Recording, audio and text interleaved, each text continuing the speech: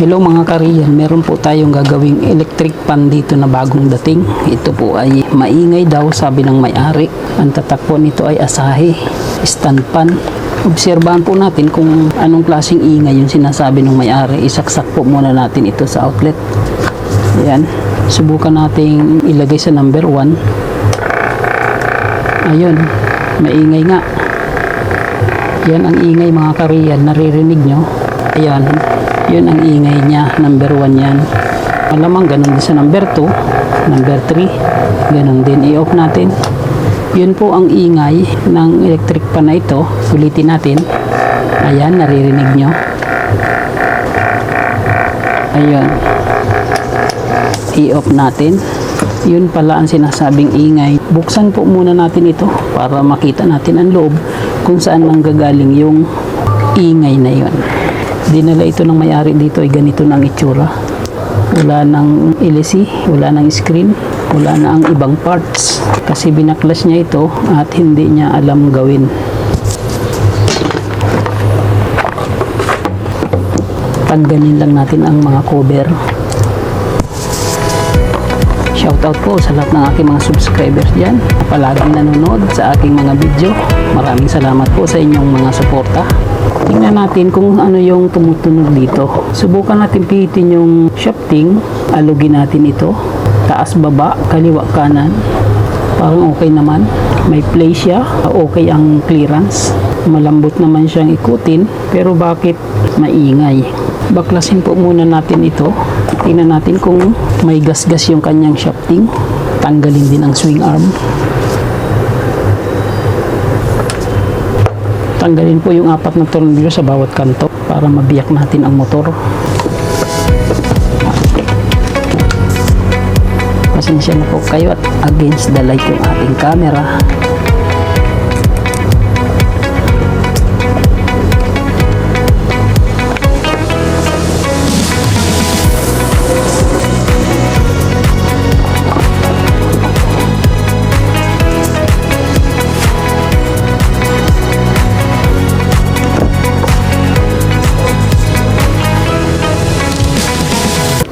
Okay, ito po, itabi lang yung 4 na tornilyo.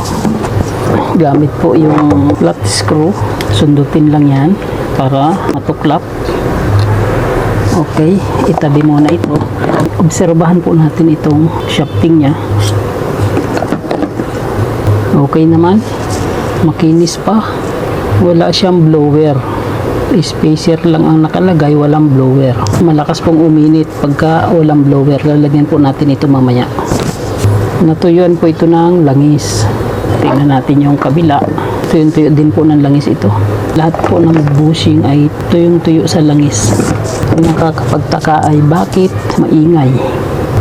Ito mga kariyal, napapansin nyo, umiikot yung shafting. Maluwag po mga kariyal. Ayan o. Hawakan natin dito sa shafting ng mahigpit. Pihitin natin ang rotor. Ayan, napipihit po mga kariyal. Ayan o. Napapansin nyo, napipihit yung rotor tapos yung shafting hindi sumasama. Ayan o, hawak ko po yung shafting, ito po yung rotor, napipihit po. Maluwag po ito mga kariyal, kaya pala maingay. Ito ang nagiging sanhi ng pag-ingay niya. Umiikot ang rotor pero hindi masyadong sumasama ang shafting. Naiiwan ang shafting sa pag-ikot ng rotor. Higpitan lang po natin ito at palitan yung spacer ng blower. Lalagyan po natin ito ng blower. Papalitan natin itong spacer. Bunutin po natin muna itong mga spacer at panibagong setup tayo. Ayan, natanggal.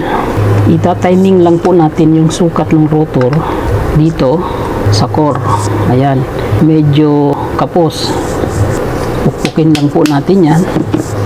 Tapos, sukatin lang dito. Itatapat lang po natin yung guhit ng rotor dito sa gilid ng stator core. Ganyan. Tapos, kailangan yung dulo ng shafting ay doon nakatapat dito. Ganyan. Yan po ang eksaktong sukat niyan. Okay, magkatapat na po. Ngayong magkatapat na siya, ang gawin natin, ipasok lang po yan dyan. Gamit ito, matulis na screwdriver, tinulisan ko lang ito.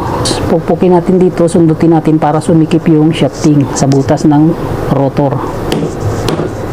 Ayan. Tapos sa katapat, sa kabila. Ayan. Tapos dito naman sa katapat din sa kabila. Okay, baliktarin lang po natin ito at ganun din ang gawin natin. Yan, tapatan lang yun.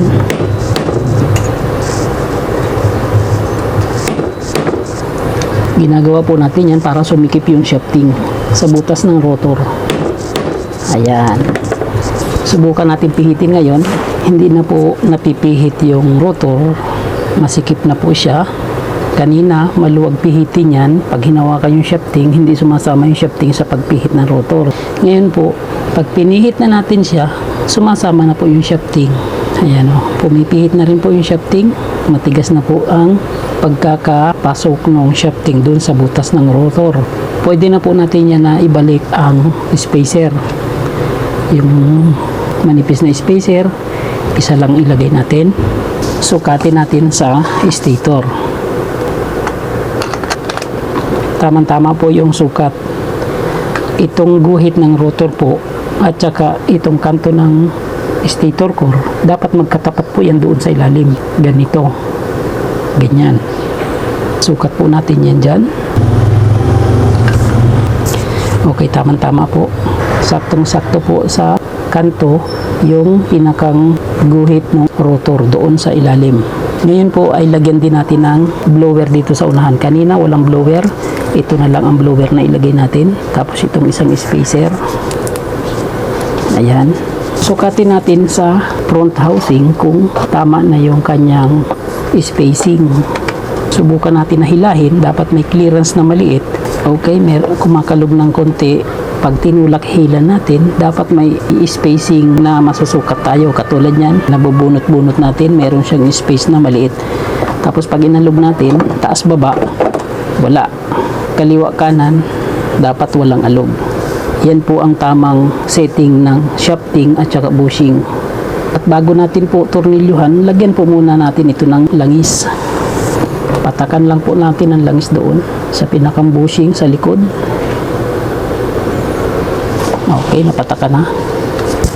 Lagyan din po natin itong bushing sa gawing unahan. Kanina kasi ay tuyo yan.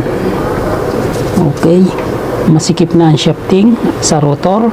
Nilagyan natin ng isang blower. Okay na yan. Ipasok na natin sa dati nilang pwesto. Lagyan natin ng tornilyo ang bawat kanto niyan.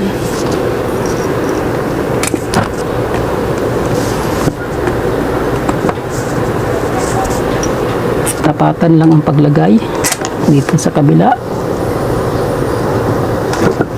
Okay, dito naman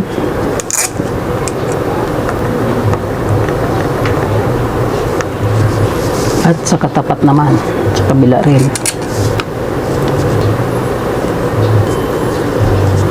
Okay, ngayon na nahigpitan ng 4 na tornilyo, tingnan natin kung malambot siyang pihitin ng kamay. Malambot pihitin ng kamay ang shafting.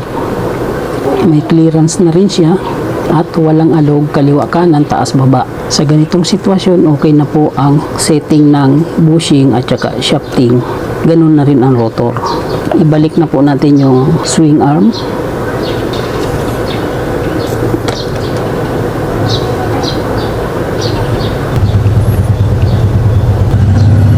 Okay. Ayusin lang itong mga electrical tape na nakabayad dito para malinis tingnan. Siguro pinagawa nito sa iba. Pag ako ang gumagawa ay hindi po electrical tape ang nilalagay ko dito. Yan ang sinasabi ko. Pag electrical tape ang nilagay, ayan, nahuhubad. Ako po, yung electrical tape. Sandali lang mga kariyan. At may kumukuha ng electric fan. Magkano daw din po yung kulang, sabi ni mama? Ito ba yung yung isa bayad na ito? Yung isa daw po, magkano ang kulang? Sige po. Itong isa, pag tuyo na, sa ako ibibigay sa'yo. Ito, basa pa kasi. Sige po. 150 yung Yung gamit. kulang po. Ito na pinalitan ko kasi natumba. Ay po. Natumba dyan sa tricycle. Ito yung dati nyo. Naputol. Pinalitan ko ng bago. Sige po. Pero okay na yan. Thank you po. Okay, sige. 150 po. Oh, yung isa. Sige po. Thank you. Okay. Ayun mga kariyal, yung isang electric fan kinuha na ng may-ari. Patuloy po tayo dito sa ating ginagawa.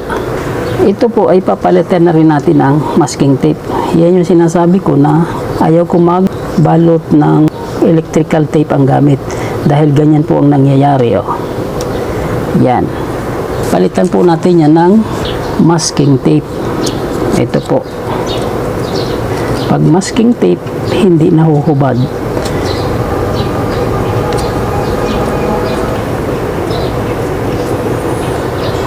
Okay. Ganun din yung kabila. Hindi po ito basta-basta masusunog mga kariyal.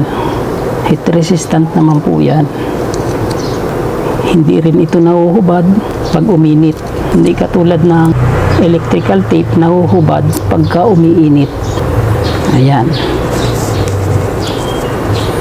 Yan, nakabalot na po ng masking tape. Hindi po yan basta-basta mahuhubad. Pwede na po natin itong testingin. Tingnan natin kung magiging maingay pa siya. Katulad ng ingay bago natin ito baklasin.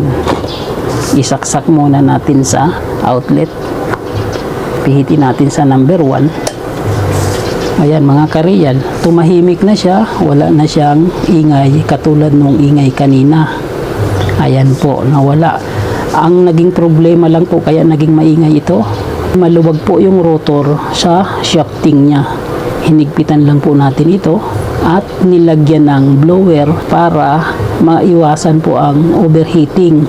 Ang blower po ay nakakatulong para ibuga yung init sa loob ng motor para hindi siya mag-overheat. Okay, ganun lang po ang mga kariyal ang naging solusyon sa ingay ng electric pan na ito. Sana ay nakatulong po sa inyo, nakapagbigay ng idea, lalong-lalo na sa mga nagsisimula pa lang sa ganitong gawain. Maraming salamat po muli sa inyong panonood. Pagpalain po tayo ng Panginoon.